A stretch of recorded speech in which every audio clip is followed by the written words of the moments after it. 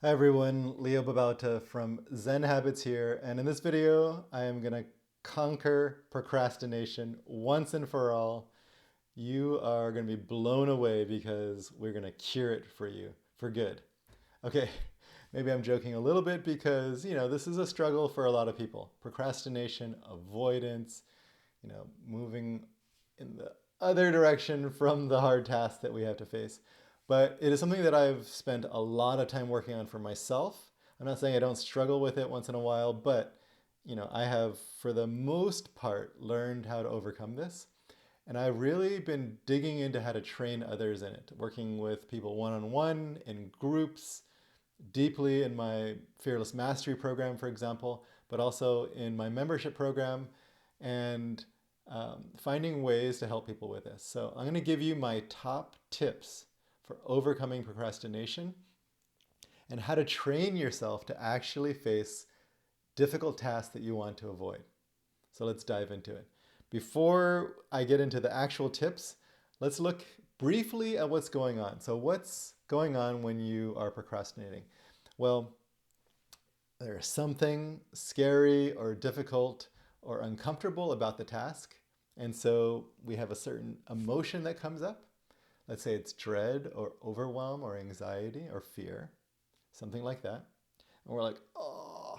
So it could even just be a message or an email that pops into your inbox and you're like, or you see it on your phone notification and you're like, oh, there's some kind of emotion that comes up.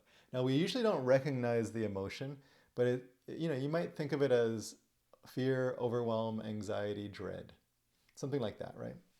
It's like, oh, like I'm gonna fail at this, or there's something about that that I don't want to face, and so we feel something. Now, feeling something is actually totally normal. Like we're all gonna feel something when something happens that is scary for us, that gives us some anxiety, overwhelm.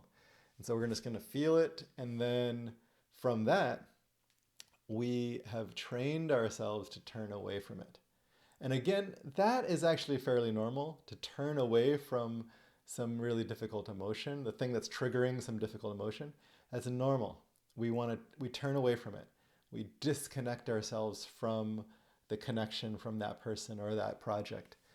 So disconnection is totally normal in any relationship and in the work we're doing and anything that we're doing. So we don't want to make it bad that we turn away. What we really want to do is get better at turning back towards the task, the message, the thing that's triggering us, and learning to deal with it in a way that's fruitful, that is going to move us forward in our lives, that's going to like stay connected to the people we care about, that isn't going to let things pile up and get worse, right? Taxes and bills and all that stuff that we shove away, they don't go away. They don't get better with time. We actually have late fees and fines and uh, you know interest that accrues. So all that stuff, financially it happens, but that happens with our whole lives. Things get worse and worse the more that we put them off. And so, what we want to do is learn to train ourselves to come back and focus on the thing that we don't want to deal with, that's giving us some emotion.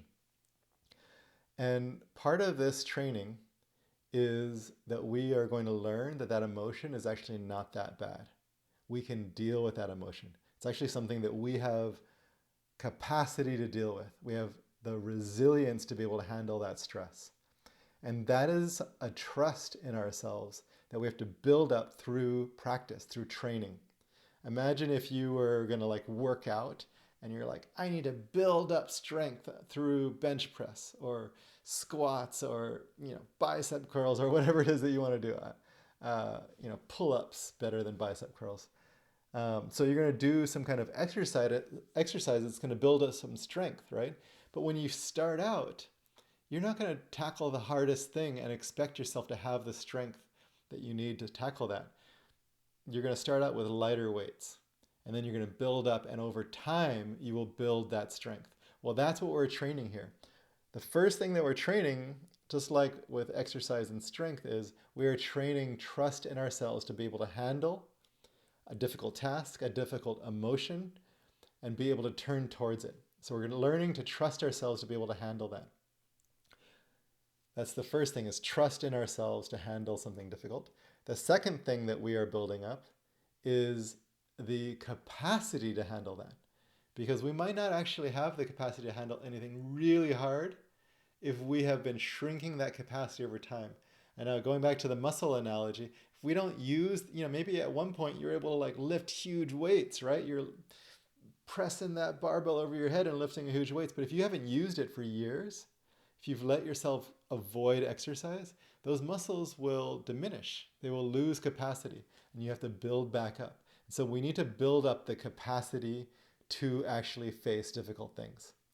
And that takes practice, it takes training. Next, we are also building up some skills. So skills aren't something we need to like build muscle for, but skills are still really important. Now, going back to the physical analogy, so if we were like to train ourselves in sports, right? So I want to build up some muscle, great. I want to build up some speed, which I can also train, but I also might need to learn to like throw and catch the ball. Let's say it was football, American football, right? I need to throw the ball or catch it or run with it in different ways. I don't know. I don't know all the skills you would need for football. Tackling, you need to do that. You need to learn to run a route or read a route if you're a quarterback. So there's a certain number of skills that you need to practice over and over and over until you get really good at it. If you want to become an elite level athlete, not only do you have to build up some strength and some speed, maybe some endurance, things like that, some physical capacities, but you also need to build up some skills. And so as we look at tackling procrastination, as we look at tackling our difficult tasks and turning towards them, there are some skills that we need to build up. And so we're building up some capacity and we're building up some trust and we're building some skills. So let's talk about those skills real quick. One of the skills is the actual ability to recognize that I am avoiding, I am procrastinating, I'm turning away from this thing. And maybe even that I have a feeling about it. I have some emotion that came up. Like, ooh, I'm feeling some overwhelm about this. I'm feeling some dread about this task, this email that's in my inbox. So just to recognize it is a skill. We want to practice that skill over and over and over so that we can recognize it as soon as we can. If we can recognize it in the minute that it's happening or within the 10 minutes afterward, that is a really good skill to have. If we don't recognize it for 3 weeks, there's not much we can do in those 3 weeks to actually tackle that task. It's too late. We can tackle it then. It's still a good thing to do, but if we can tackle it sooner, that's even better. So recognize that there's that there. We might recognize that there's an emotion as well. Second thing is, what can I do to commit to this thing so that I can actually tackle it? Now, maybe right now I don't feel up to tackling it, but can I commit to doing that today or tomorrow or sometime this week? So commit to taking on this task or this email and put down a time. Now, I actually recommend committing to someone else. I will get back to you by Friday. I will send you that proposal by Thursday, 10 a.m. I will have this done by this time. Commit to someone else. If you can practice that skill, you are going to get much better at it. Then another skill is actually blocking off on your calendar or putting on your to-do list for that day. So if it's like Thursday, okay, great. I'm going to put it on Wednesday's to-do list or block it off on Wednesday. It's a skill. If we don't actually block it off, it doesn't happen. We don't remember to do it. And then actually creating a focus session to do it and getting into that focus session and doing it. So I'm going to do it at Wednesday. So I'm going to do it, let's say Wednesday at 9 a.m. From 9 to 10, I'm going to focus on that task. Maybe I get into a session with someone else. Let's get into the conference room and work on this together. Maybe I'm going to get on Zoom with someone and work on it with them. Get next to my family member or friend at the coffee shop and work together on our laptops. So that's a skill, is creating a focus session and then actually doing the work in the focus session. If you can do that, you will overcome procrastination a lot better. Okay, how do we get better at building trust in ourselves to actually face the task and handle the emotion? How do we learn to actually be able to handle it?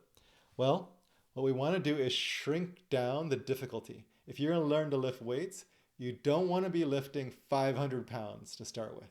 You want to be lifting 50 pounds to start with, or less, right? Something light, and then be able to do that, and then work on progressing over time. So each workout, try and do a little bit harder. And so do something that is lightweight for you. So for example, if there are 5, 10 things that I'm procrastinating on, maybe I'm going to recognize that those 10 are there. Maybe write them on my things that I'm avoiding list. But then pick the easiest one. Create a focus session for it if you can, or at least commit to someone else to doing it, and then do it. Say, I will have this to you in 2 hours from now, because it's easy, right? Okay, great. I'm going to sit down and focus on it, clear everything else away, which is also a skill, and then focus on it for 10 minutes. Maybe that's a 10-minute task, and I need to do that 10 minutes over the next 2 hours. Okay, great. I don't need to be perfect at it, but I do need to actually focus on it. So focus on the easy tasks first. If you have some big ones that are really, stressing you out, don't focus on those at first. Do the ones that are easy, that you can knock out and build up some trust and some capacity to deal with difficult things. Now, sometimes you're going to clear away the easy ones and then you just have hard ones left. Well, for that, what I would say to do is take a piece of it that is easy. Okay, I need to work on my book, writing a book. Okay, great. All I'm going to do is open the outline and read it. That's all I have to do. Open the outline and read it. If I can do that, I can check it off and say, I did it. I'm building trust in myself and capacity to deal with difficult things. Okay, there's a couple more skills that I want to encourage you to practice. One is, if you fall down, just get up. Don't add extra layers of difficulty. I fell down. Okay, let me start punching myself in the face. Let me start adding extra weight so that it's really impossible for me to get up. No, I fall down. All I do is get up. If I have fallen down, I didn't do the task, I said I was going to do it in the next 2 hours and I didn't do it, don't add extra emotional weight to it. Reduce emotional weight as much as you can. Increase commitment. That might sound contradictory or paradoxical. We want to increase commitment. Commitment is, I am freaking doing this. I am doing this. And you want to encourage yourself and be committed, be determined, persevere. Don't let yourself off the hook, but lower the emotional weight. So what is emotional weight? It's like, this is really hard. I can't do this. It's going to be the worst thing in the world. I want to lower emotional weight. So this is easy. I'm just going to do this, get it out the door, send it to someone. No big deal. I'm practicing. I just need to make a messy draft, and then that's it. Make it super easy. Make it flow. Make yourself feel lightweight about it, as if it's the easiest, breeziest thing possible. Don't just tell yourself that it's easy. Actually make it easy. Don't add a lot of extra thinking. Don't add a lot of extra agonizing. Just make it easy. And if that's too hard, do a simpler version of it and make that easy. All I got to do is open the document and I can walk away and brew some tea. Then I come back and I read the first sentence. Great. Go and drink, have a sip of tea, walk around and stretch. Come back, read 3 sentences. Make it easy breezy. Lower the emotional weight. So if we fall down, we want to get up. Make it easy for yourself. Don't add a bunch of extra stuff. I also want you to add encouragement. It's a skill. Encouragement means when I am trying to do something, I'm going to encourage myself to do it. Don't discourage yourself. We have these old habits of discouragement. I can't do it. It's never going to work out. It's pointless. I'm never going to get this done. They're not going to like it. No one's ever going to care. I am never going to be good at this. These are discouraging thoughts. Throw all of that playbook out. What we want to do is have encouraging thoughts. This is a skill practice. And so you need to practice it. Write down these skills that you're going to practice. Practice 1 or 2 of the skills at a time and get better and better at those, and then add in more skills. So another skill to practice is encouragement. How can I encourage myself? You can do this. It doesn't matter if it ever gets done. You just need to do the first step. It doesn't matter if no one ever cares. You're going to practice this anyway and enjoy the freak out of it. It doesn't matter if you're never going to be good at this. Who cares? You just want to be practicing doing it anyway. And you're going to have fun doing it. You're going to have a sense of play. You're going to have a sense of lightness. You're going to have a sense of mastery as you practice these skills. That's all that matters, not getting good at something, not ever finishing something, not having someone care about it, but actually practicing and mastering the skills. So if you can have that kind of a mindset, you're going to encourage yourself. And every single time you do something, freaking celebrate it. If you fall down, say, at least you tried. Get back up and try again. If you need help, reach out to someone else to ask for encouragement. But stop the practice of discouraging yourself and practice the skill of encouraging yourself in any way that you can. Celebrate every little inch of victory. That's what I have for you. I am going to be working more and more with people on this skill, the set of skills and these capacities as a training program. If you want to train with me, let me know in the comments. I'm really interested in hearing what you would like to be overcoming procrastination about. What would be amazing for you? What's going to really help you? What tools do you need? What questions can I answer? Put the comments below, let me know. Don't forget to like this video if it was helpful so that the algorithm can help others find it. Subscribe so that I can keep giving these videos to you and build up the audience that I need in order to continue building this content. I really appreciate all of the interaction, all of the subscribers, the commenters, and you just listening and watching today. Thank you.